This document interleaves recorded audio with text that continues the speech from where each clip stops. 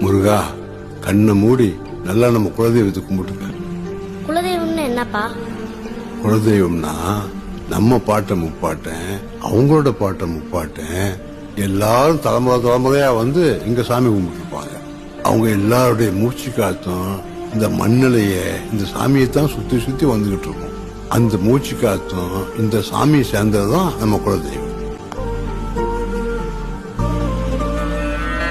நமக்கு ஒரு கஷ்டம்னா, மனசுக்கு பாரம்னா, நம்ம குலதெய்வத்தை கும்பிட்டா நம்ம முன்னோர்கள் காதுல கேட்டு நமக்கு ஒரு வழி காட்டுவாங்க. எத்தனை சாமி வந்ததையா, இது எந்தெந்த சாமி தந்ததையா, எத்தனை பாட்ட சொன்னதையா, அத சுத்துற பூமி கண்டதையா, அடிச்சு வீசும் காத்துலையும் அந்த தகப்பனாச சுத்துதையா.